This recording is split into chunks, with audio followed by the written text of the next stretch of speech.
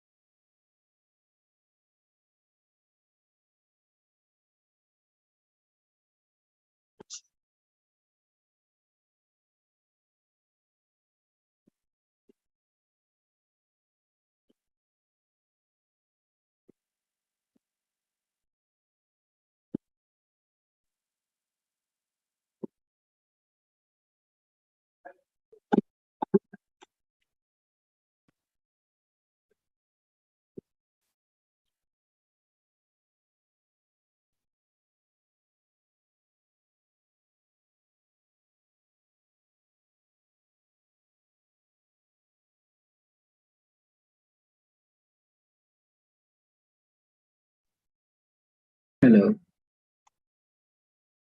Hello. Hello. Am I audible? Yes, sir.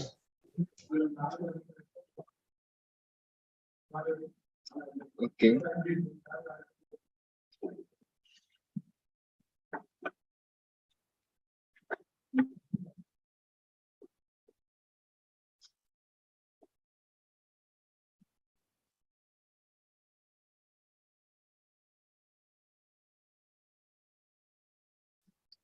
Okay, so should we start?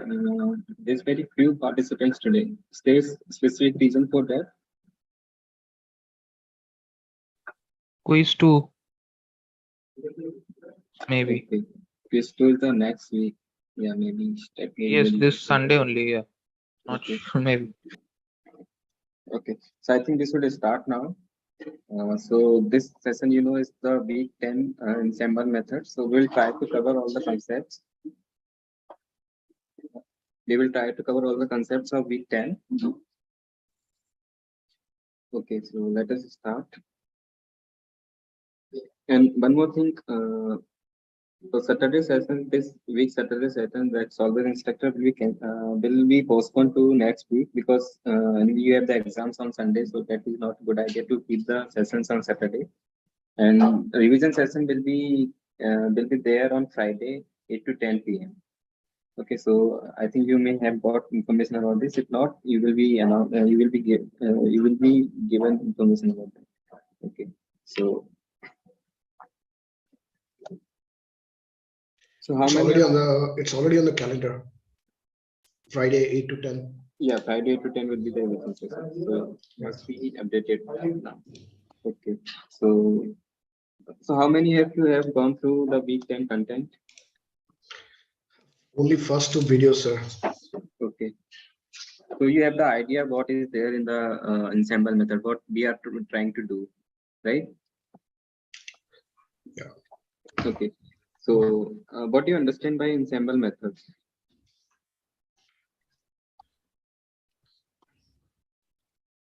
Okay, my screen is not visible. Let me share my screen. It's visible. It's visible. visible. Okay, okay. So what do you mean by ensemble methods? So instead of making prediction with one model, you basically take multiple models and make a prediction. So that way it will be more accurate. Yeah, you take more than one estimators and try to combine their predictions, right? So this word ensemble itself makes sense that we are trying to make we are trying to ensembles, or we are trying to combine the predictions from the different estimators or such estimations which are trained or which are fit over different training data sets, right? Okay, so how to do that? So this is your question here, how to do that. Okay, so we have here two methods for ensemble method. One is called bagging and another is called boosting. So these two methods we are gonna see in this lecture or in this session. So bagging actually is one algorithm is there which is called random forest. And in boosting we will cover two different algorithms. One is called ADA boost, and one is gradient boosting or gradient boost. So these two methods we are gonna see here in the ensemble method. Okay, so as you know, we need to combine some different estimators to get the better predictions, to get the better performance of the on the training data set. Okay, so first let us start with the bagging. So in the bagging board, so bagging stands for bootstrap aggregation.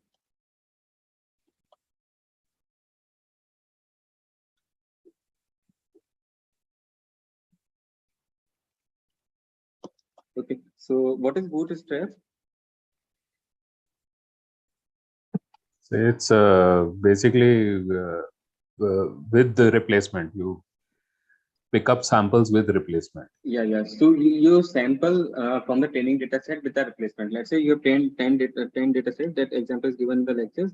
So X1 up to X10, you have been given 10 data sets. Now, to create the bootstrap sampling from the data set, what you create the same number of samples. I mean, you will create the same 10 samples, but the samples from the training data set, but with replacement. So what may happen in this case, X1, let's say X1 come here, X2 comes here, X2 may repeat, right? So any samples may repeat in this process. Okay, so randomly you pick or randomly you sample from the training data set with the same number of data sets. Okay, so in the bagging algorithm, what we do, we create the bootstrap sampling. Okay, from the training data set. Let's say we have 10 data set in the training. I mean, we have 10 examples in the training data set. Then we create, let's say, M bootstrap samples. Okay, so in each bootstrap samples, we have 10 training examples, but they may repeat. Okay, so there may be X8, something like that, but these are 10 in numbers. Okay, so such 10 such M bootstrap samples you collect, and you train your model over these training samples. Okay, so generally these techniques, I mean the ensemble methods, are used for the weak learners or the estimators which have the high variance. Okay, so high variance. It means that they may perform better in the training data set.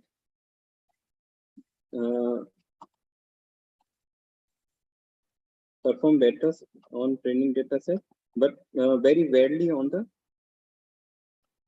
test data set. Okay, so can you think of such estimator which are very high variance? Decision tree. Decision trees are one which has a very high variance. So they generally tends to overfit. Okay, so generally in the ensemble method we use the estimator which is high variance, or we generally call them weak learners. Okay, so one example of such estimators are the decision trees. So generally in ensemble method, the estimators which are used are decision trees. Okay, so it actually increases the performance of the decision trees. So how to do that? So first we are covering the bootstrap sampling. So the first step is in the bagging. First step is called you create the samples. Create M bootstrap samples. Okay. Next, you So what should be the sample size? Sample size the same. The sample size it will be the same as the training number of examples in the training data set. Okay. So let's say you have n training data and training examples. So in each bootstrap samples we have n examples. Okay, but they may repeat. Right. Okay, and what you do, you train your an estimator. Generally decision trees. Okay, decision trees on these training data set. So you will have M models, right? So you have a training data set. Here you have different training data set because you have created bootstrap samples. You train M estimators here and make the predictions. Let's say this is your estimator and you decision tree, and you make the predictions here. Okay, so these are called by one, by two, something like that. Similarly, you make such M estimators and you combine those results. Okay. So this So is in this called, case, if number of features are m, we drop one feature and select m minus one, right, for each subsample. no. We don't do such kind of thing. We take all M features. All m features. Okay. We don't drop any features. We are just talking. We are just talking about the number of samples. So we are creating bootstrap samples here. We haven't talked about anything. So these are not features here. These are the samples. Okay. Oh, okay. So don't be confused. So these are not features. These are samples points or data sets. Yeah, because in case of random forest, they are talking about feature bagging. So that's what I was asking. Okay. Yeah. So So random forest is a techniques with or say bagging algorithm. Okay. Sir, so if I'm bagging in a create M estimators, and let's say only one of those estimators is good, and every other estimator gives like bad result, and if I try to combine them, the model will ultimately give a bad result. So like, what's the point of bagging then? No. So generally, what happens in the case of bagging, we try to combine those estimators which has very high variance. So you have mentioned in the decision tree. Let's say one has good a good performance and other 9 has a bad performance. So what actually your decision your ensemble method do, it takes the average of all. I'm averaging in the case of classification, it takes a majority class, or in the case of regression model, is take the average of those outputs, right? But here we don't do any. Uh, Here we just take like a normal average. We don't do a weighted average, right, of all the model outputs. Yeah, obviously, if by so M in the case of regressions, so M estimator make the predictions on any particular data set as y1 up to yn, right, y2 up to yn. So here we make the prediction as these average of these values. Yeah. So can't that be like skewed? Yeah, for that particular case that you mentioned, that one estimator is very good and you are trying to ensemble, you are using that estimator in the ensemble method, then that performance of that ensemble model may be lesser than that performance of that better estimator, right? That may happen, but in the case as I told you, in the ensemble method, generally we use decision trees as the estimator, and in the practice you see the decision trees are very high, or say decision trees has very high variance. Okay, that's why we don't go for any other estimators like linear regressions and SVM in the ensemble methods. So decision trees are only preferred for ensembling estimators. So the idea So the here number, yes. Sorry, go ahead. Please finish. So the number of estimators that we use is there any specific number that we use for the number of estimators? No, so generally, if you take high numbers of estimators, then your performance will be higher, right? But it's not a hyperparameter that you need to tune or something, but set at a particular or a random value, higher will always be better. It's not like getting higher and higher that may reduce your performance. Performance will be better, but at some point of time, your performance may stop. Okay. So choose any random. Generally, it is chosen at 100 or close to that. Okay, sir. Okay. The marginal increase in performance would be less. So the idea is, if an estimator has, let's say, relatively acceptable bias, but high variance, because when you're doing the diagnostics, you typically know the bias variance trade-off, right? So if you see our estimator has decent enough bias, but has high variance, which typically decision trees have, then we would use a technique like bagging to kind of either I can prune my tree, or instead of just focusing on one decision tree, let's create multiple trees and then kind of take an average of that, which will essentially decrease my variance without decreasing my bias, which typically happens if I keep the same model. Yeah, exactly. So the idea is exactly same. We try to reduce the variance. So whenever, as you know, so there is trade-off between bias and variance. So whenever you will try to reduce your variance, your bias may go little higher. I mean, right? So that trade-off is always there. So our idea is to we can just a little bit make bias higher, but try to reduce the variance. Okay. Okay, so that is the main idea behind the bagging algorithm. Okay, make the bootstrap samples, train over n estimators and choose an n estimator and train over those m samples. Okay, and make the combine those predictions. So any doubt till here? So can you give one example? Examples, random forest is one of the examples of bagging algorithm. So we will try to cover this random forest algorithm here with one example, so that will be clear how to create the bootstrap samples and actually how to combine those results. Okay, so for that we are gonna see random forest. Okay, so if you don't have any doubts, we can start with the random forest.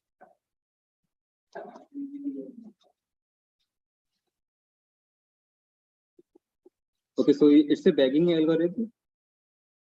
So you know the steps of bagging. You create the bootstrap samples and train the estimators. So in the random forest, we train the decision trees always. So what are your steps here? In the case of random forest, first is your bootstrap samples. You make the, let's say you have n training examples.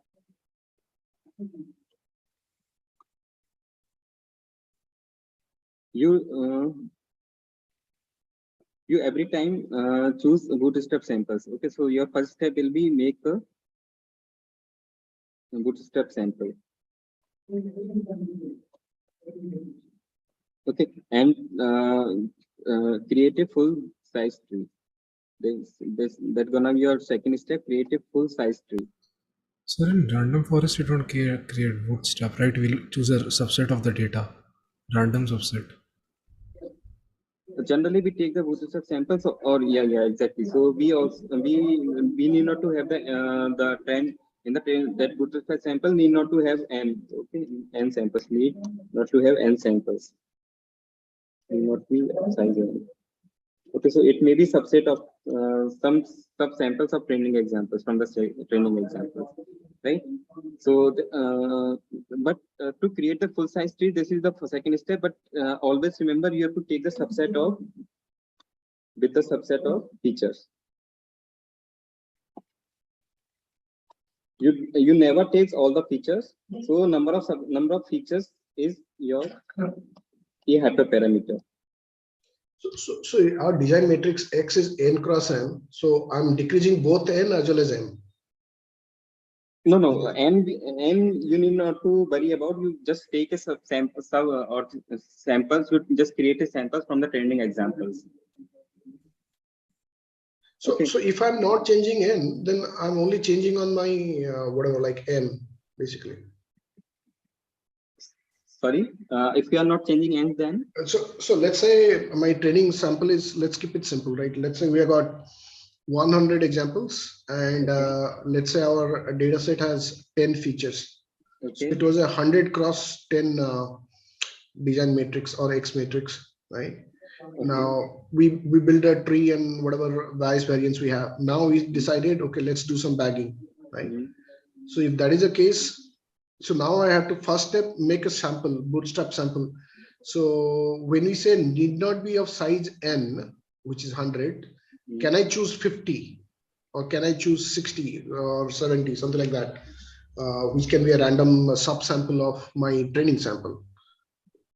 Yeah, you can choose that, but better to have around the 100 as well, because what happens, always remember we divide your data set into two parts, training data set and the test data set, right? But whenever you do the bootstrap, generally 1/3 of the training data set remain unselected.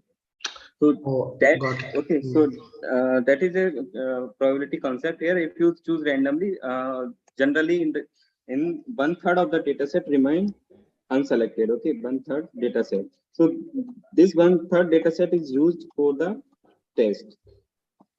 okay, which are unselected. So this is called out of bag data set. Okay. So in the Bootstrap, remember generally around 1/3 of the data set remains unselected, which is called out of bag data set, and this data set is used for testing. So that I understand. Let's say we have 100 plus 30, right? 100 for training and 30 for test. So what you're saying here is don't touch the 30. We understand that.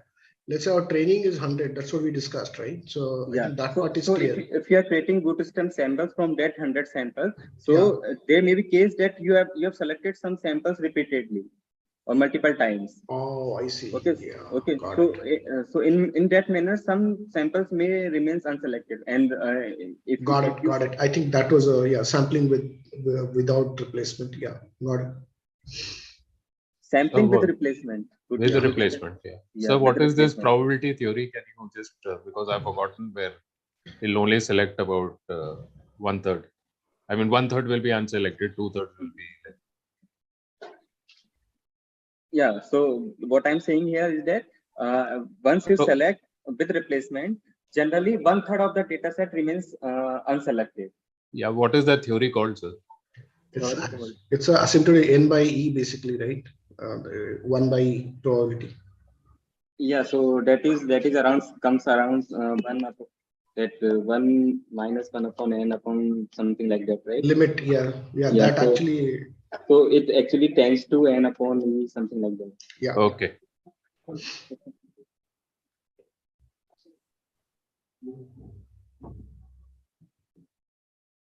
So this equivalence is for larger n, remember, not for the least. I mean the small values of n. So largest value of n. Okay. So theory is if you got n sample, the probability of not selecting a record is 1 by n, and selecting is 1 minus 1 by n, right? No, for selecting is 1 by n. For not selecting is 1. Is 1. You're right. So for a record to be selected in n trials, and all trials being independent, is 1 minus 1 by n raised to the power n. Yeah. Right. And when you have taken sufficient number of samples where n is very large, then asymptotically this limit will converge to n by e. Yeah. So don't go deeply behind why it is 1 by 3. Just remember, generally, if your n is very large, you have a large number of data points, data sets. Then around 1/3 of the data set remain unselected. Okay.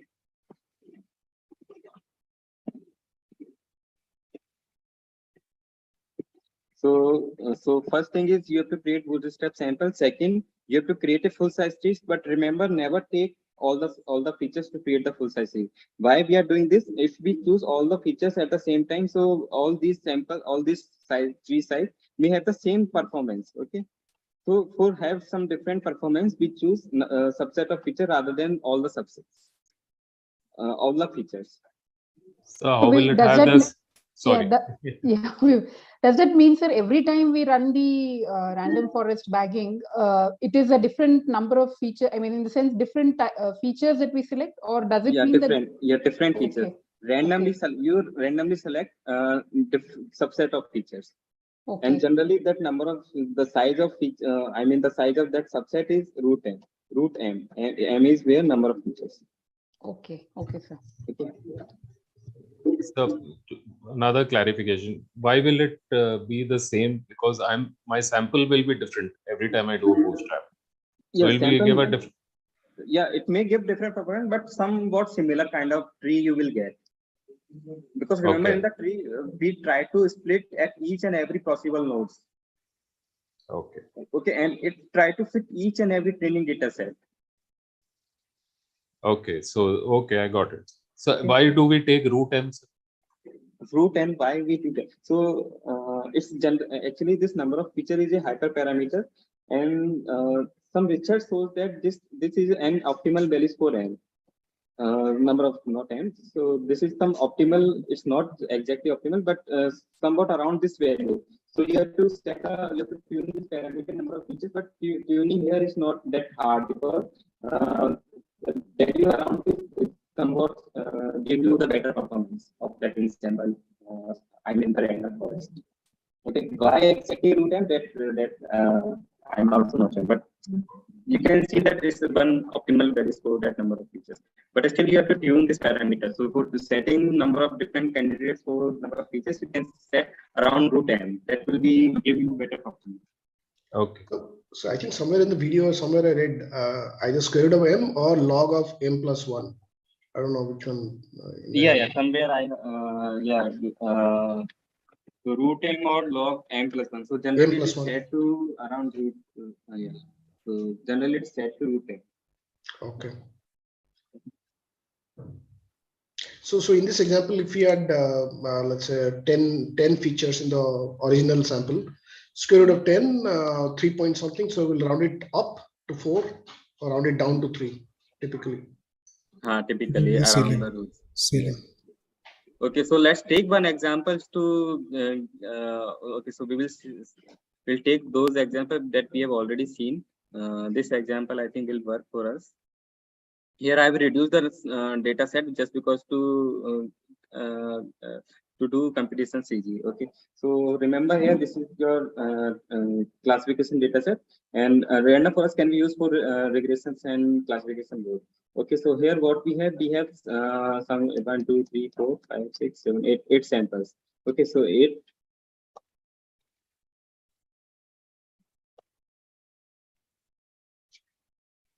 Okay, so here we have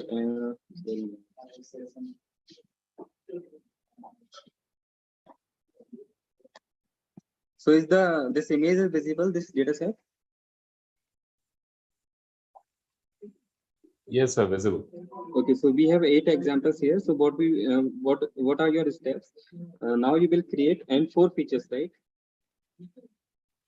So first example, you use would take the bootstrap sample. So let's say these all comes in the bootstrap sample. 1, 2, 3, 4, 5, 6, 7. All these 8 comes in the bootstrap sample. Just assume that it may be repetitive or multiple. One example maybe multiple times. Okay. Now what you will do, you will create a full. Your second step, you will create a full size tree using some features of these. Okay. So I'm setting 2 features. So that 2 features may be random. Any 2 features, it's just a random. Okay, so let's say temperature and humidity comes out these 2 features to create a decision tree, and my decision trees come out to be something like that. And this should be full size. Okay, let's say something like that. This is your full size decision tree. Let's call it T1. And now, so there will be some examples. So for test. For evaluate your decision tree, you always take the out of bag data set. Okay.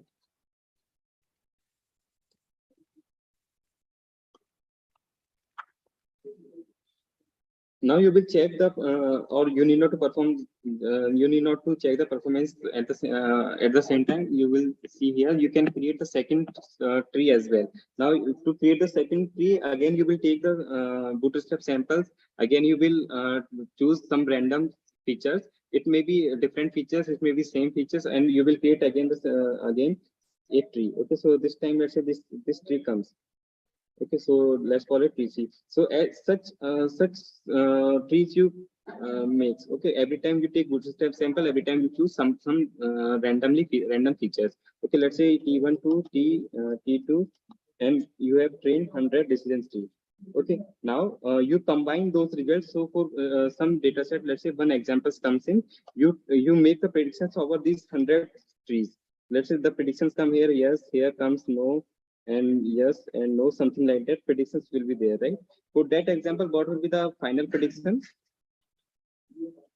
Majority. It's the majority class. In the case of classification, it's just the majority class. And in the case of regression, if it is a regression problem, so in that regression, yeah, take the mean of those samples. Okay, so this is what happens in a typical random forest.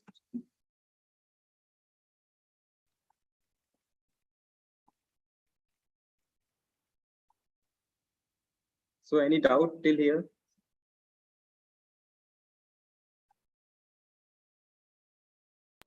So there's no option of soft voting in random forest, right? Sorry, soft voting and hard voting, right? Yeah, so like in random forest So, report. so these two terms logic are defined for the classification problems. Soft voting means if you are taking predictions over, so let's say you are training, you have trained 100 trees, okay, or says 100 estimates. So in the case of here, we don't have any concept of probabilities. So let's say you have trained 100 logistic regressions. Generally, we don't go for such estimators because logistic regression is not generally has high variance or doesn't overfit. Okay, so or say logistic regression is not a weak learner, but let's say your estimators uh, may predict probabilities and basis of probabilities you define different classes. So what is the difference between hard voting and soft voting? You first in the hard voting you just or say or in the case of soft voting you just take make predictions over uh, all 100 estimators and then take the majority class. But in the case of hard voting, you don't predict over different estimators. You take the probabilities and then those combine those probability and then make predictions after that looking at that probabilities values, last probability value. That's the only difference between soft voting and hard voting. Okay.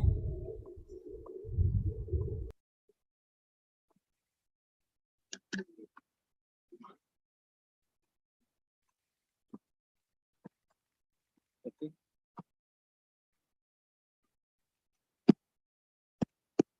Okay, so I think random forest, that's the only about random forest.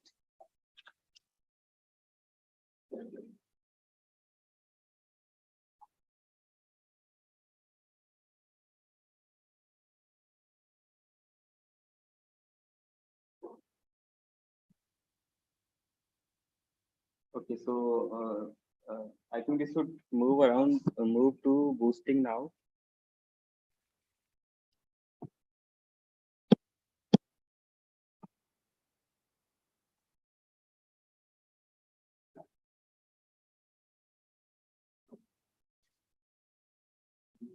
Okay, so can anyone tell me what is boosting?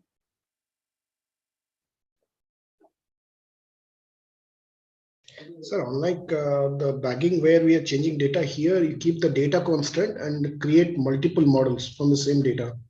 So essentially, even if there are each model is a weak learner, you combine bunch of weak learners to make it a better learner. That's basically the big difference. So difference is there in the boosting. You change the coefficient, I think. So the weak coefficient you give it more weight. Okay, so what we have done in bagging or voting algorithm, we take different samples, different training examples, and we train one estimator over such different training examples, right? And make the predictions. And here one main point is here: every estimators that 100 estimators are independent to each other, right? Its performance doesn't affect this performance, and I mean these are independent to each other, and we can train those estimators parallelly because they are independent to each other and make predictions. And in making predictions, all have the equal importance. What I mean by equal importance?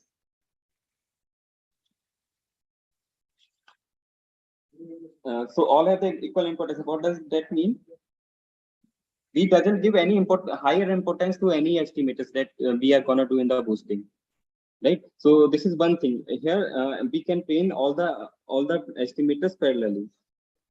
But in the case of boosting, what we do, we take one training example. We start with the same training example. We train one model, then we will see its performance.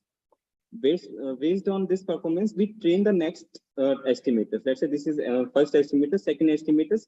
Depend how to create this. It depends upon the error that the first estimator is giving. That is the main difference between bagging and boosting. Here, all the estimators are independent to each other, and they can be trained parallelly. But here, in the training, in the boosting, each estimators are trained iteratively, and the second estimators always depend how to create the second estimators. It depends upon the performance of the last estimators.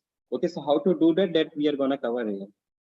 Does the estimator change in boosting? I mean, do I use different kinds of estimators? No, it's just one estimator. You just make better. You just try to make the better performance of that estimators. Okay. Okay, by changing the bits. Okay. Okay. Sir, in case of bagging, we are trying to solve the variance problem. Here, in case of boosting, we are trying to solve the bias problem because essentially the model is a weak learner. High bias, variance may be acceptable. It's like the other end of the spectrum. Yeah, exactly. So in the case of bagging, we have the weak learners, right? Again, here we have weak learners, but here it may have the high bias as well. Okay, boosting. So I will come to that. So in the boosting, we generally use decision trees with 2 leaves only.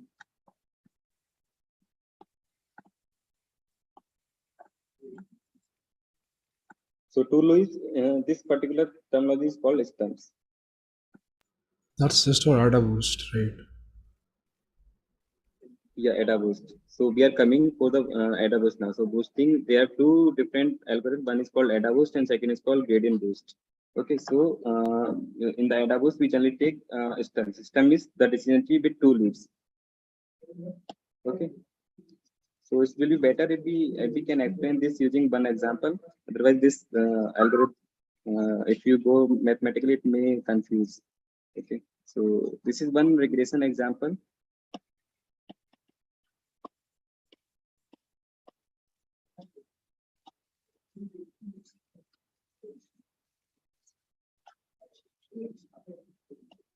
Okay. So first is called ADA boost. ADA boost means adaptive boosting. Okay.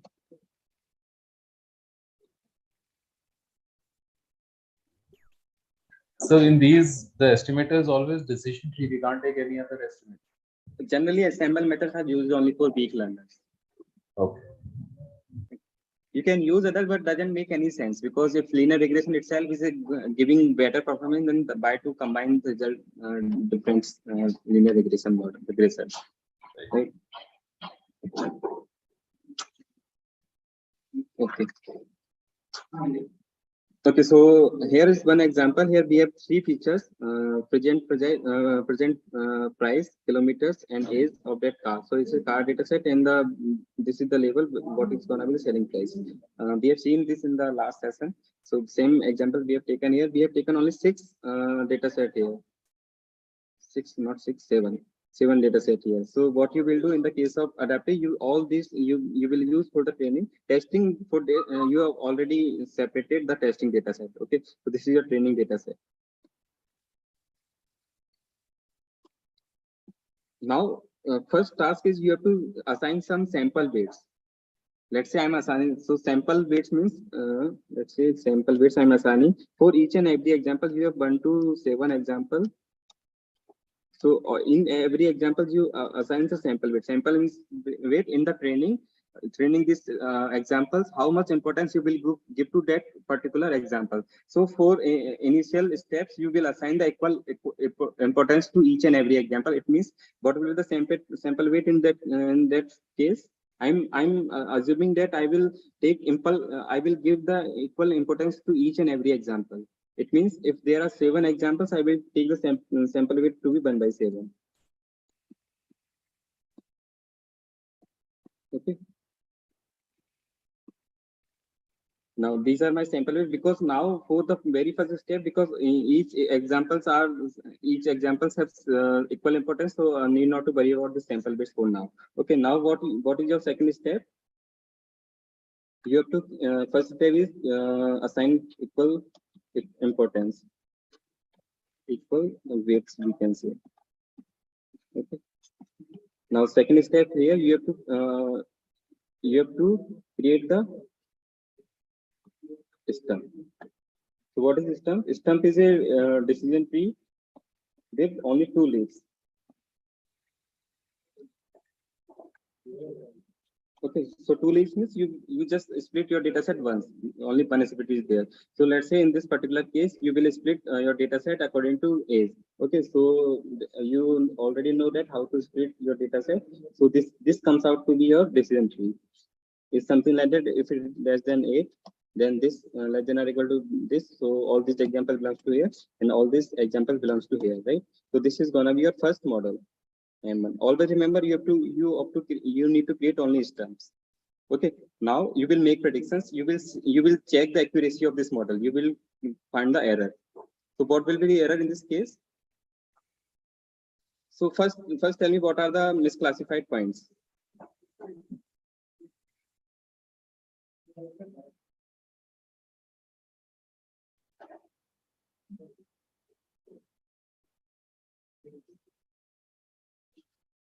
Okay, so first we will solve the regression problem later. We will solve first the classification problem, then it will make the things easy. So I have to change the data set, or can we give any classification problem for this particular data set? Or we can change the data set itself, right? So let me change the data set first. I have both the data set for classification and regression. So for classification, I can make use of that data set.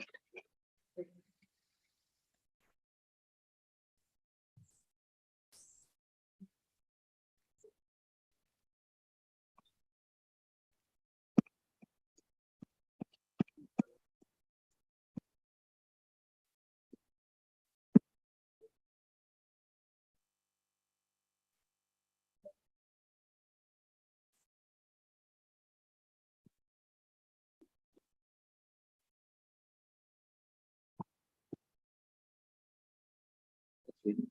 So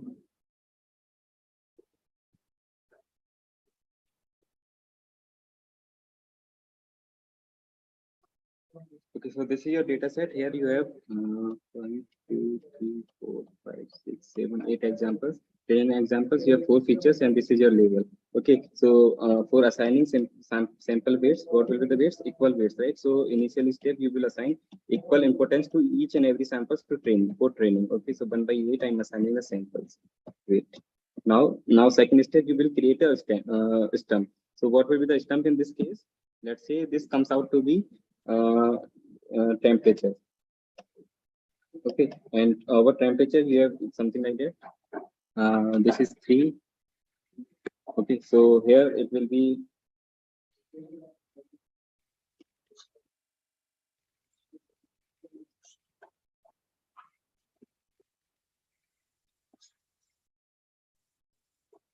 right. So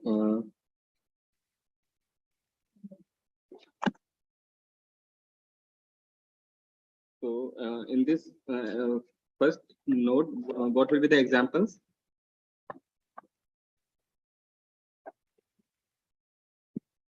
So all these 3 will comes to the first example. So here you have 3 nodes and 1 yes, right? So what will be the prediction in this node? 3 nodes or 2 nodes? 2 no and 1 yes. So in this particular node, what will be the prediction? Yes, right?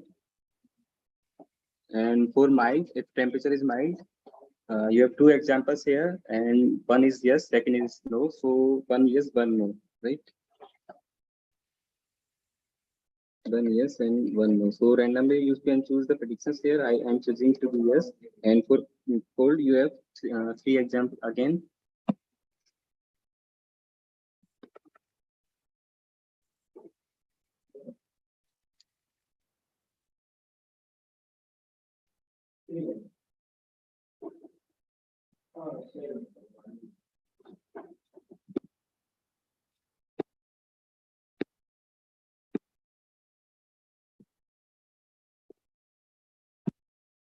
So in these examples, you have 2 yes and 1 no, right? So 2 yes, 1 no. So what will be the prediction here? Yes, right? So you already know how to create this system, this split, right? Now, how many are misclassified? So first step was give the sample weight, equal importance, equal weights.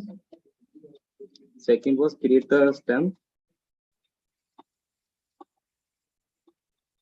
Third will be your you have to find the error. So how many misclassified points are here?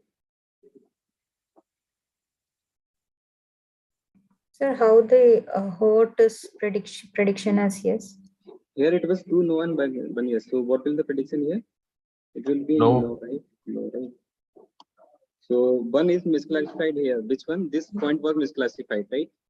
And here which point was misclassified? Here prediction is yes and no is misclassified, right? So for mile, this one was misclassified. And for fold, you have 2 yes and 1 no. And prediction is yes. So for fold, this is correctly classified, this is incorrectly classified, and this is correctly classified. So error is 3. So what will be your error? Error is actually the proportion of misclassified points, or say the sum of sample weights, sum of sample weights of misclassified points.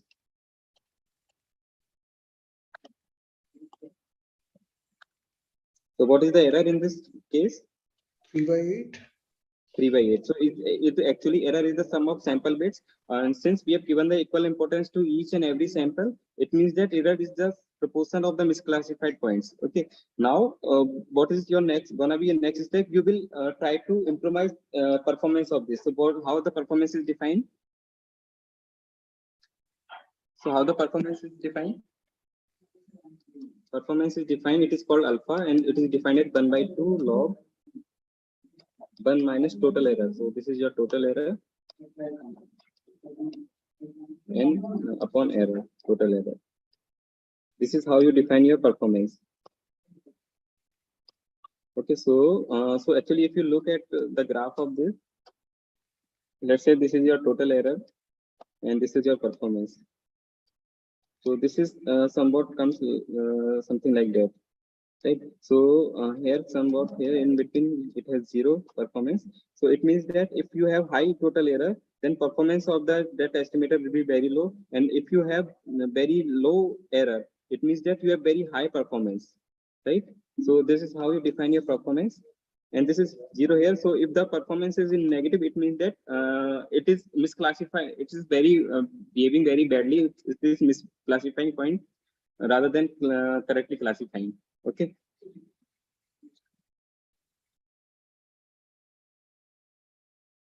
Now, on the basis of this error, how much error it makes, and what is the performance of this estimator, you create your next system. Sir, in this equation, if total error is 0, total error is 0 is yeah. So there's 2 cases where total error is 0. It means that you have very good estimator, right? Very best estimator now. But how will you take log of 0? Yeah, that I'm coming. So total error is 0 or 1.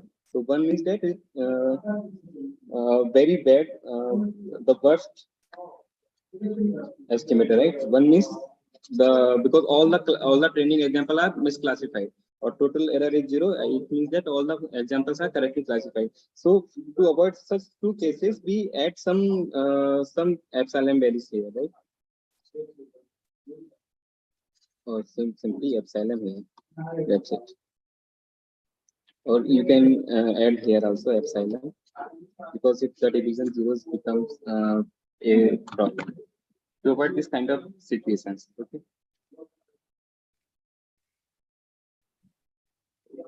So now when you say that you are using the previous learner to improve your performance, now once I've got this and the error is 3/8, what do I do next then? Yeah, so that is your next step, how to create the next system.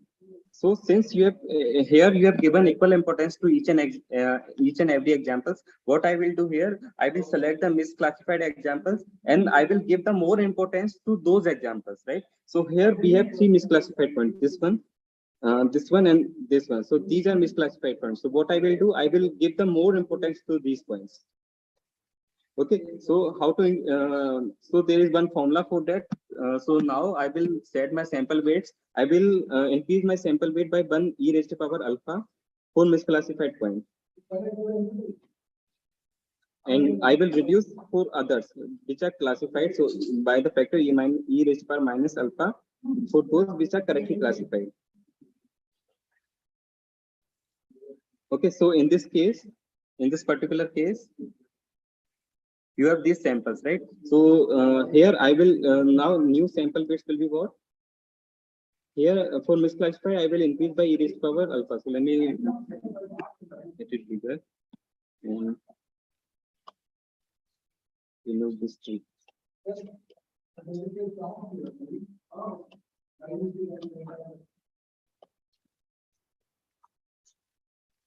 Okay, so here what I will do. So here for this new sample weight will be e raised to power alpha. So alpha you can calculate, right? So it will be 1 by 2 log 1 minus 3 by 8 upon 3 by 8. Okay, so this some value will come here. So okay, let's say 0.7 comes out to be the alpha. Okay, so 1 by 8 e raised to power 0.7 will be the new sample weight for this. Okay, and for this it will be 1 by 8 e raised to power 0.7.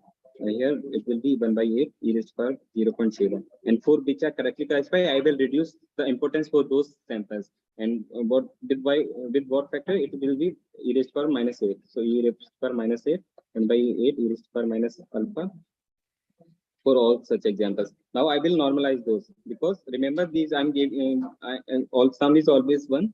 So normalize means how you will normalize, you just take the sum and divide by each values. Okay, so by doing this computation, let's say your sample weights come out to be new sample weights are come out to new sample weights. What do you divide by? You are making these sums 1. Right. Okay, so I will sum all such values and each value I will divide by that value. Okay. Okay, so your So you mean to say the sum of all the weights should be 1, is it? Should be 1. Yes. Okay. Okay, so let's say your values come out to be, there are 8, so what will be that? Let's say 0.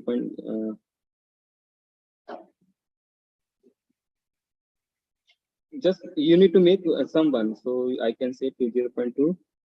0.2, you just do the that computation, okay, and 0.1, 0.1, 0.1. Let's assume these are sum is 1. Okay, now what it means, you have given more importance to misclassified points and the less importance to the classified points, and I will use this new sample base to make my new stuff. Okay, so remember for creating decision tree, you use Gini index or something like entropy, right? And here you give the weighted sum, you find the weighted entropies or weighted Gini index. So weights there are you use equal weights for each and every sample, but now you will use these weights, okay, to find the weighted Gini index. Okay, so again you have to create the stump using this stuff. So let's say this time you got the best. Now remember this time your features may change. Your features at the index may change. What's happening this? So when I'm doing this, it could be possible that the previously proper classified ones become misclassified right now, right? It is possible. Yeah, it's possible. So again, we take up the higher weights for those misclassified ones. Yeah, again, yeah, you will keep on doing same procedure. Okay, so I'm now telling you, I'm gonna tell you that how to use those sample weights to create the new stuff. Okay, and then you can keep up repeating this procedure.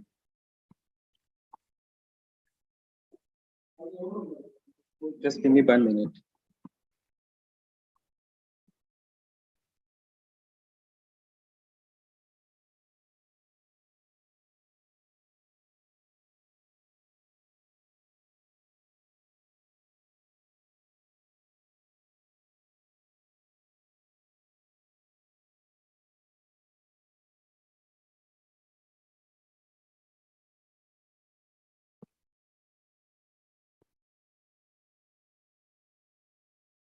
Okay, since now for finding Gini index or entropy, whatever measure you are using these weights rather than the equal weightage. So your features may change for the root node. Okay, so since initially it was temperature, let's say this time is comes out to be wind. So it is clear why it can change, because your Gini index may change, right? Because now you have used different weights. Okay, so let's say for wind you have stump now. Wind has two values, weak and strong. Okay, so weak and strong. Gini index or entropy of the entire data set we have to calculate with the new weights. So if you are using information gain, remember again you will use this weighted entropy here, right? Weighted entropy, then weighted entropy. So these weights will affect your overall entropy, right? So earlier at the very first stage you choose equal importance to each and examples. Now you are giving more importance to the examples which are which are misclassified. So these Gini index will change now. According to that, your features may change. Okay, so based on new information gain, we'll take the root node. Yeah, root node. So So, this, sir, every time we take up new features, is it like last time you took temperature, now you take No, wind? I randomly not choosing this. How you choose your variable to split the data set? You define your some impurity measure, right? Yeah. I'm not randomly choosing these variables. It's based on that impurity measure that you chose. Impurity measures, Okay, yeah, okay, yeah. sir, yeah.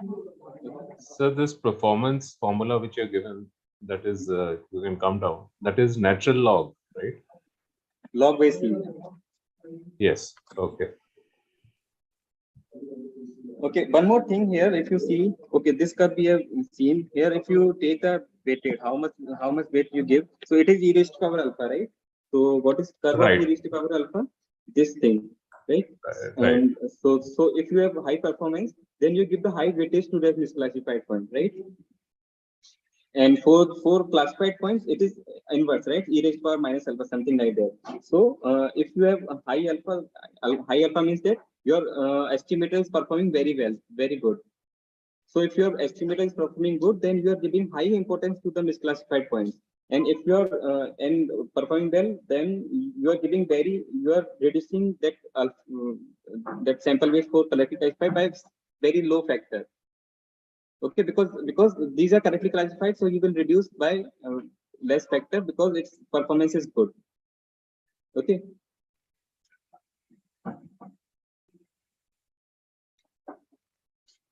Right. So you keep on doing these things.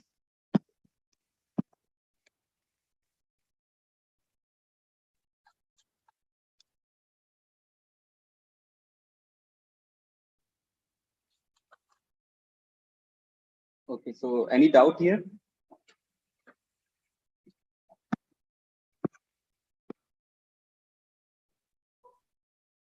So what is the difference between random forest and ADA boost?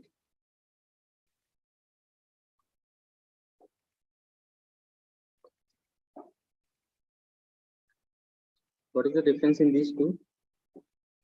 So this is bagging, the other one is boosting. That's a big difference. So one is fully grown tree and the other one is two leaf. Yeah, exactly. Here we use fully grown tree. Yeah. Random forest is parallel, but ADA boost is sequential. Here you use only stumps. Okay. If someone mentioned what did you say? So like random forest can work in parallel, but ADA boost is sequential. Yeah, exactly. So this is the main difference between bagging and boosting. So it every decision trees or every estimators are independent, right? It means they can be trained in parallel. But here you cannot train all those estimators in parallel because how you create the next system depends upon the performance of the previous estimators, right? So they are not independent to each other. So the one system influences the other system. Okay. So here they are dependent. So this is the main difference here. Also, sir, in ADA boost, when to stop is based on the convergence, or do we give a set number of steps or something? Fixed number of steps. Okay, in the case of random forest, we say we will train 100 estimates, right? Similarly, in the ADA boost, again you can set that we will go up to 100 estimator. Okay, and one more difference here is that we will give equal importance to each estimator, right?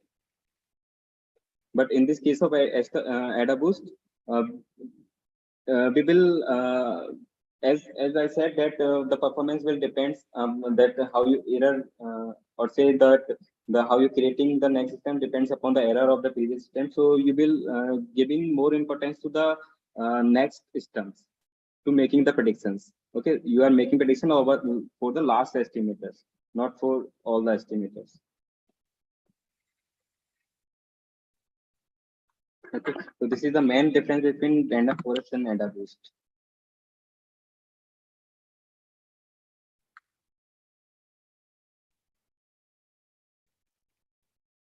Okay, so that's how you go for AdaBoost algorithm. Remember the steps. In the very first step, assign equal weightage to every examples. Okay, so and create a system. Next, depending upon the performance of that system, you change the weights. Okay, so for misclassify point, you give the more importance, that is you increase the weight by e raised to power alpha factor, and for the classic correctly classified point, you reduce the importance, that is you reduce the weight by e raised to power minus alpha factor. That's it.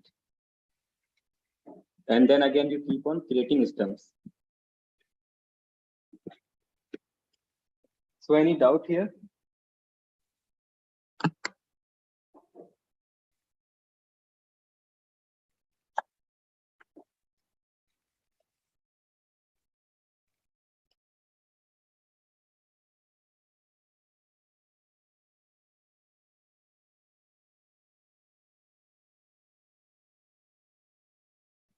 Okay, so we can go for the next boosting algorithm. It's called gradient boost.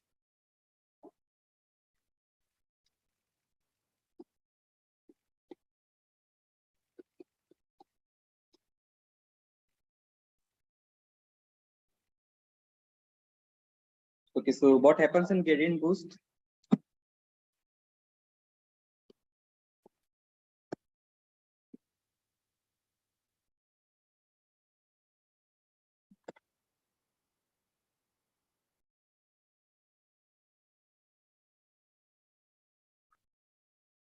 Okay, give me 1 minute. I will get people.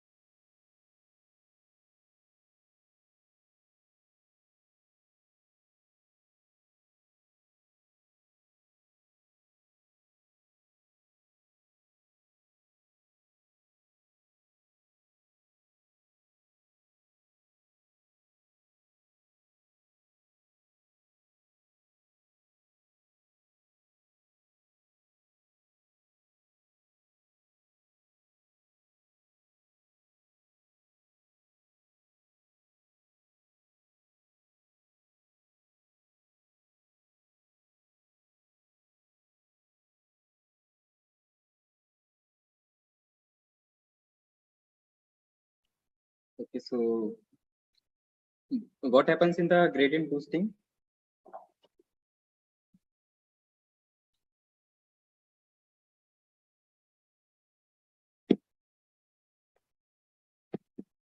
Am I audible? Yes, sir. Okay. So let me take that example, regression example. So in our course, we have covered only for regressions. I will give you idea about the classification problem as well. So the procedure is same, but change in the predictions only. Okay. So in the gradient regression data set, I can make use of that.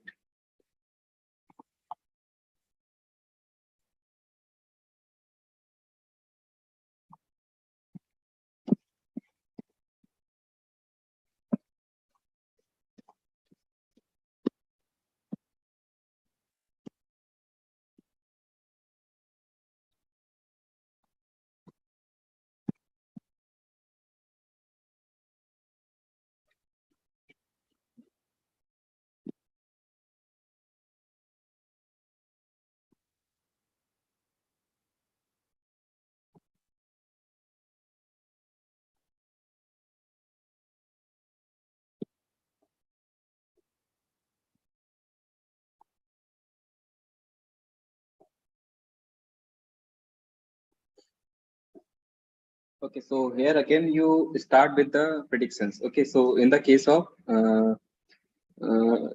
gradient boosting, remember in the ADA boost, what we do, we create a stems, right?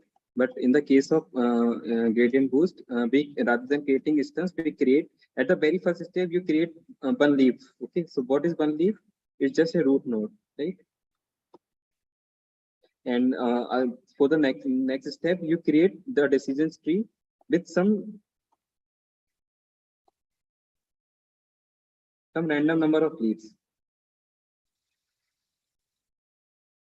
Okay, so it may be more than 2, it may be, but less than the full size tree. Okay, so generally it is taken, number of leaves is taken from 8 to 32.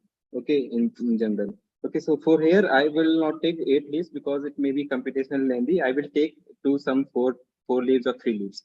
Okay, so very first step we make the decision at the root node. Okay, so what do you think will be the best predictions for this root node? I mean, what is the best predictions for all these labels?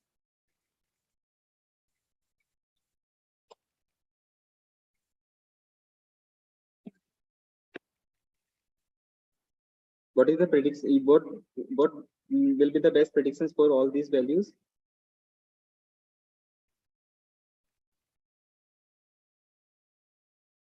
Hello.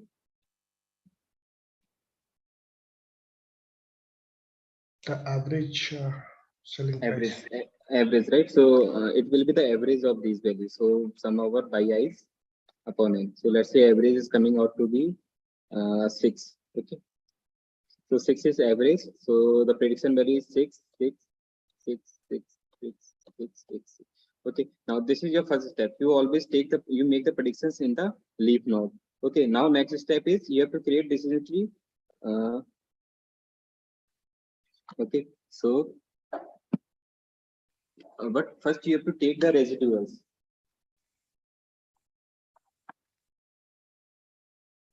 So what is residual? Residual means error.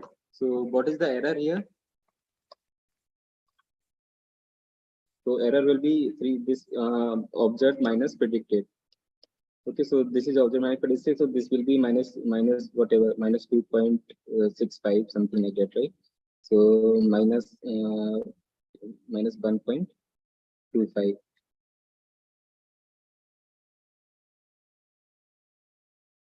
Okay, so here it will be 1.25, whatever these values are. Okay, so these are your errors. Okay, so next step is you will fit the errors rather than fitting the selling price. You will fit the error.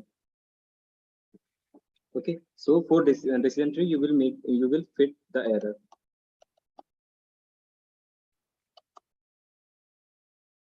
So how you will fit the error? Same thing. I'm setting the number of leaves to 4. Okay, so what will be the so this is your decision tree looking like now. You have 3 features. You have 3 features, and this is your labels, right? Okay, so this, let's call this all those values. This is minus. What is this? 3. 3.215, right? This is minus 1.4. This is 3.25. This is 0.75. So this is your error here. Okay, so what you will do, you will now forget about this thing. You will fit a decision tree where your labels is this thing. Okay, so what you will do, you will create a decision tree with 4 leaves, or you can set any number of leaves between 8 to 32. Generally, it's taken between 8 to 32. I am setting for 4 now. So how your decision tree will look?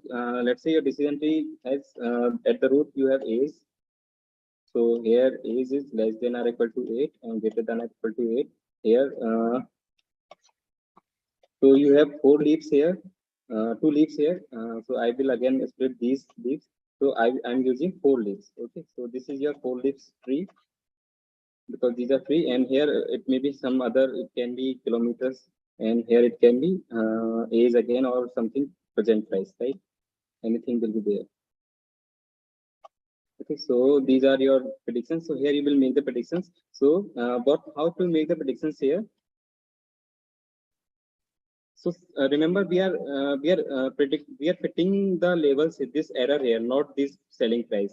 Okay, so you will check. Let's say this example. Okay, so less than or equal to 8, so it comes to here. Then it's kilometers. So kilometers driven. Let's say this is greater than 50, less than or equal to 50,000 here, and greater than 50,000 here. Okay, so for first example, it will come to here. Okay, so this example comes here. Okay, let's say these examples come here. So these 3 examples come here. These 2 examples come here. These examples comes here. This example comes here. For now, you can assume these things. Okay. So what will be the predictions here? You just take these averages. Okay. So what will be the average here? It will be the average of these things. Let's call this 1 point. Let's call it 2. Okay. Minus 2, and here it will be average of these 2 because these 2 examples are belonging to this node. So the predictions here will be average of these things. So this will be your 2 point something, right? 2.5. So here it is only one example. So the prediction will be 3.25, 3 to 0.75. Okay, so what will be the prediction? So this is the predictions of this thing. Now I will make the predictions for this first example, right? So for this first example, as this belongs to here, so error here is -2. I will multiply it by some rate. So that is called let's say 0.1. 0.1 into -2. And the previous prediction, what was the previous prediction here? Previous prediction was the 6, right? So 6 minus 0.1 into -2. Right, so this is my second predictions here. Again, I will take the predictions here. So this was my first step. So next step, I'm writing here. So prediction will be this thing. So 6 minus something, right? So let's call this 4 point something. Again, you will calculate all these predictions here, and again you will calculate the residuals.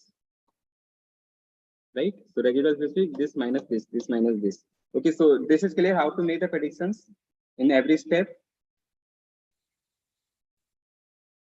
If you have any doubt, you can ask here. If you are not getting anything, I can again explain this thing.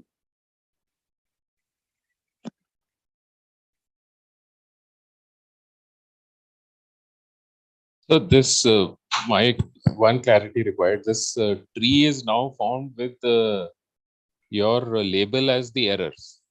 This one you would use. No, actually, for creating this, forget this data set, this label. For creating a tree, you are fitting errors rather than selling price. Okay, so now you have the same problem. You have these features and this label. Now fit a tree. Okay, so the labels are the errors. Labels are the error. Okay. Okay, so actually you are fitting error. So fitting errors means you are trying to minimize your error. Right. Okay. So that error, what we get now in the end, when you're fitting the error, that you are reducing from the average by a certain percent, certain alpha. Yeah, certain alpha.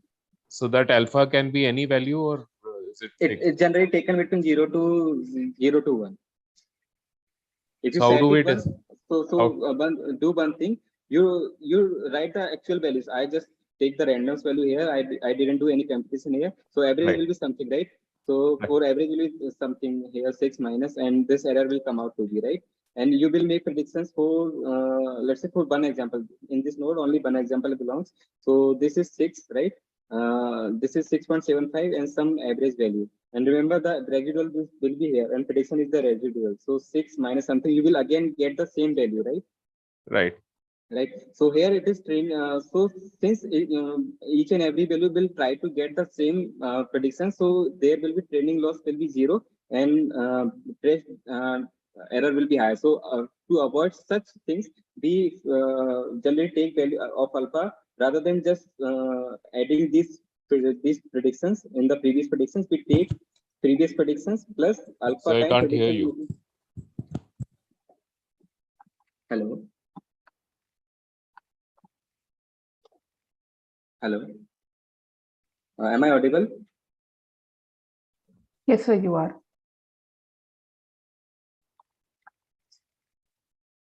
So I was saying that rather than just adding the predictions from here, you just multiply it by some factor. That factor is in between, lie between 0 to 1. Okay, then add it into the previous prediction. But what I want to understand, this factor you can hypertune it, or is it a hypertuning element, or is it, how do we select this factor? Generally, it is tuned, but you can set any random value between 0 to 1. Okay, so it will work. The algo will very, work. The algorithm will work whatever we set it to. Yeah, it will work. Okay. So maybe at times it will add also, because so then it doesn't matter. I can select anything between 0 and 1. So when I fit the errors,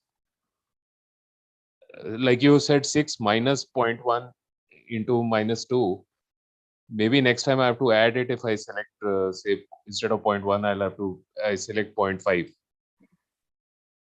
Yeah, you can vary that as well in the next step. Okay.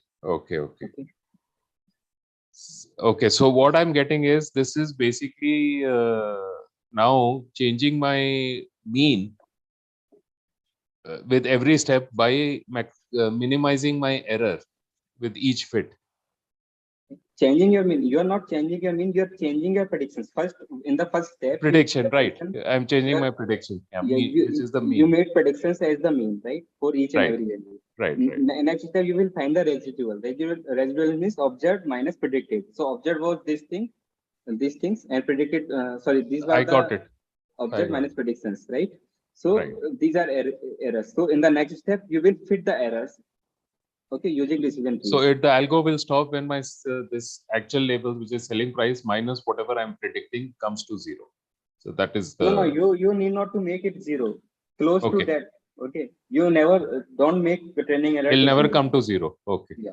Okay. Okay, got it, sir. I got it. Okay, so keep on repeating this thing and adding the predictions prediction in the previous predictions. Okay. Okay. So there is math behind it, why this is happening, how we are making this. So that is little tricky, but you can go check on the Google why this algorithm is working. But intuitively, it makes sense, because you are minimizing your error part, and whatever whatever that you are adjusting that error, whatever the minimum error is, adjusting it with the predicted value. Yeah, exactly. So I will give the hint why this algorithm is working. You can check it out on the Google. Okay. So right, sir. So any problem up to here? How to in these steps? How to go? How to make predictions? How to create the trees? Actually, you are doing nothing. You are doing, rather than fitting the actual level, you are fitting the errors. Okay, that's the only difference here. Here we are using fully grown tree. No, we are not using fully grown tree. We are setting some leaf nodes, number of leaf node to between 8 to 10. Here I just for computation I set only 4, but generally it is taken between 8 to 32. Okay, it's not a fully grown tree, and either is not a stump as well. So what is the middle node here? The two. These two. These two you are talking about. Yeah, in the first, yeah. These are not leaves. Leaves are this where you make predictions. 1, 2, 3, 4. These are the branches. So what comes in that middle part? Here you are making decisions only.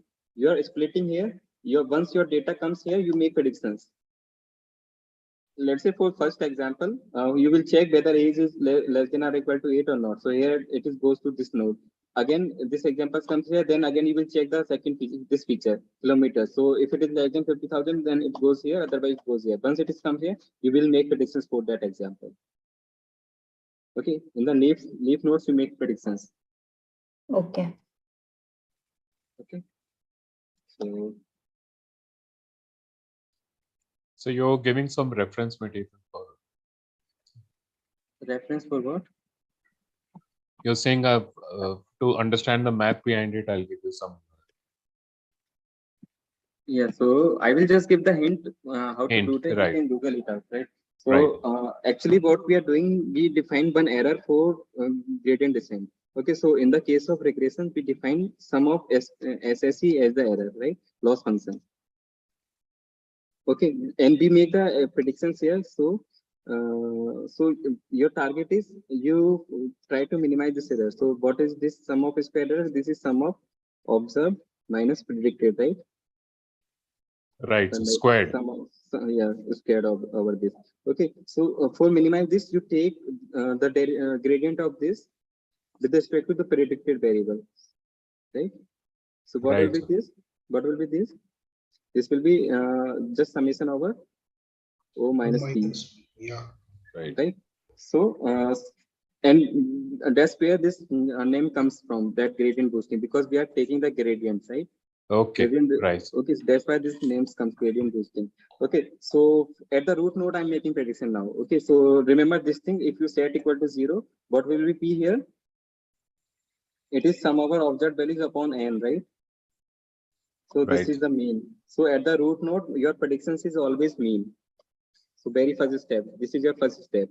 Make first prediction as mean. Okay. Now you will find the residual. So your loss function will change now. Your loss function will be, so your loss function in the next step will be the object values minus the predicted value. So predicted value was the mean, right? So by not and your loss function will be minus. Now you will make next predictions. Okay, so alpha times next predictions. So now you will minimize this thing.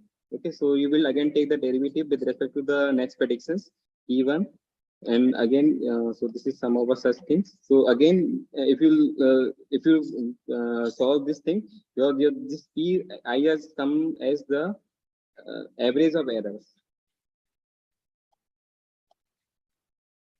Okay, so here summation things you have to take care of, because these predictions will change over the nodes, right? In the nodes, remember here in this decision trees, here predictions were different, here the predictions were different, right? So over the nodes you will make the sum. Okay, in that manner it goes. This algorithm goes in. Okay, so you can check it out on Google how it actually is working. But remember the steps, what actually goes on gradient boosting.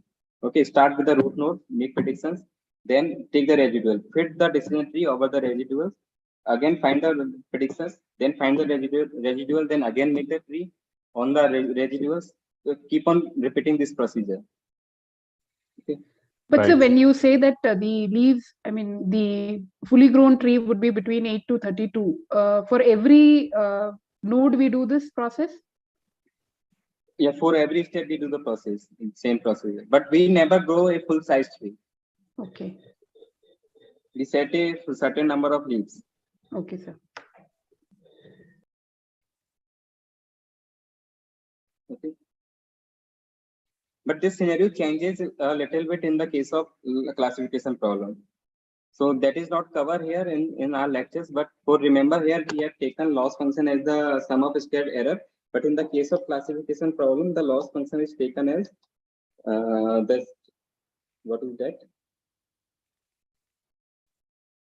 What you define in the case of logistic regression, the sigmoid function, right? Sigmoid over the log odds. Sigmoid over the log odds. What this particular terminology is called?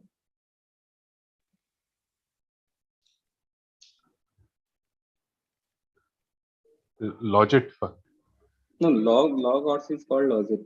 And you take the sigmoid function, then you take the probability. These are actually gives you the probabilities, right? That's a linear combination of feature vectors. Yeah, so that are log odds, but that I'm not talking about logistic regression. Some particular terminology is called we call for this function. Not sure what. Sigmoid function, right, sir? This is sigmoid function. Sigmoid function is e raised to power something. Activation? Are you talking about activation function? E raised to power x. So in this case, we have log odds here. So e raised to power log odds upon 1 plus e raised to power log odds. So this is the loss function here in the case of classification problem. Okay. So this particular term is called some name. I don't know what. Okay, whatever that is. So this is the loss function in the case of logistic regression, not logistic regression, classification problem. Okay. But this thing is not covered in our lecture, so you can avoid this thing for now.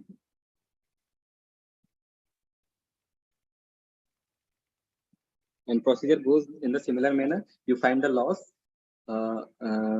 Okay, so you again find the residual. So in the case of classification, what will happen here? You will have classes rather than selling prices, something like that. 1 0 0 0 1 0 1, right? And you make the predictions in the case. You make predictions as per. You find the residuals as per values, right? That probabilities values. Again, you then you fit a decision tree over the residuals. These are residuals. Okay, so in this case, what do we do for the root node like we did for the mean in the regression case? Okay. Here, what do we do in classification? I didn't get your point. In the root node, what will be the predictions? We did the mean or something, right?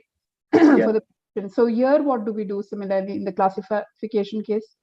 Okay, at the root node, I think log odds will be the prediction. No, Okay. sigmoid of the log odds will be the prediction. Okay. Okay, so that is gives you the probabilities of the class 1, right? So probability of class 1 is the predictions at the root node. Okay, then you take the residuals. Let's say so it comes out to be 0.75. Okay, so 0.75 will be the prediction. So what will be the residual then? 1 minus 0.75. That residual. So for all such values, you take the residual. Remember, for the class 0, it will be negative because 0 minus 0.75 something 0.25. So these residuals you take and then fit the decision tree over the residuals. Okay. Okay, sir. And keep on adding over the predictions. Okay, so first predictions was 0.75. Then again you will make the predictions using the decision tree. Then keep on adding this prediction alpha times that predictions. Okay, and for again you will make the predictions. Again you will fit the decision tree and then make the predictions. Then you will add alpha times P2. Okay, so these alphas can be vary as well. Plus alpha 3 P3. Similar manner you make the predictions.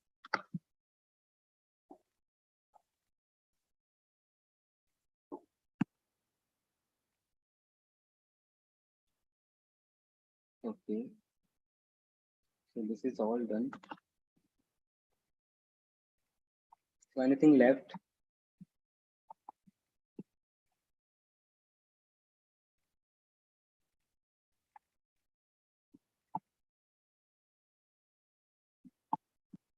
So XGBoost is not covered, so we are skipping this thing. Random is done, random forest is done. Could you explain that figure? There is one x1, x2 figure which I couldn't understand. Yeah, next, sir, it's gone down. This one. You are creating the bootstrap. So this was your original data set, 10 with 10 examples, right? So in bootstrap, what happened? You randomly pick 1 examples. Now in the bootstrap, you will take 10 examples, but with the replacement. So first can be anything of this. Let's say this is x8. Again, you will choose one randomly from this data set. Okay, so this can be x6. So such manner you will randomly pick 10 data sets from this original data sets. Okay, so in that manner this will be your training data set for the first estimator. Okay, so remember you can have multiple values here, multiple data set here. So x2 are repeating, x8 is repeating 3 times, x1 is there, x2 is there, right? So what is remembered? x3, x7, and x10 are remained unselected here. So this you will use for the testing data set. Okay, so whatever is remaining will go for the testing, right, sir? Yeah, testing. Okay. Okay, so similarly for again bootstrapping. So randomly you are picking the samples here, but with replacement. Yeah, got it, sir. Now, thank you.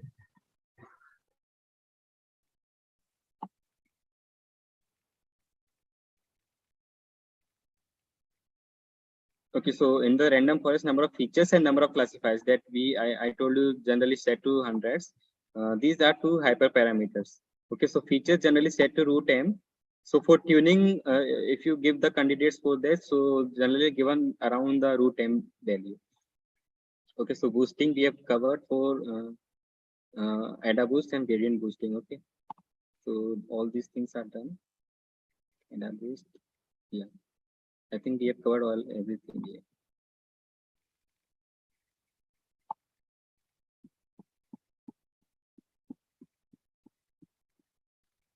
Okay, so I think this is all about today's session. You can ask any questions if you have any doubts. I may be a little faster, but I don't know.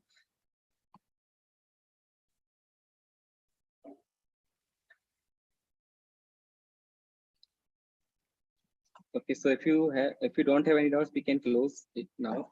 And about week 8 session, you were telling that week 8 wasn't done yet. Solve with the instructor. So Karthik has told that he will definitely take that session, but not sure when. So you want that session before the quiz or after the quiz?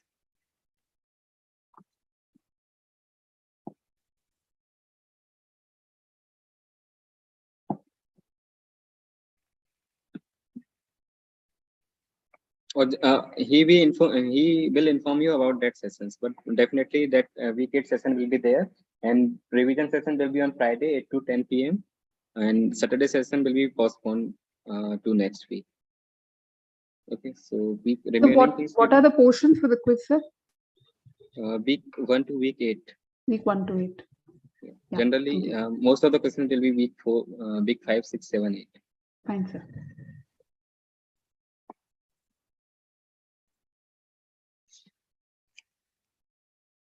Okay, so I think we should close it now. So if you have any doubts, or if you don't have any doubts, then we can close.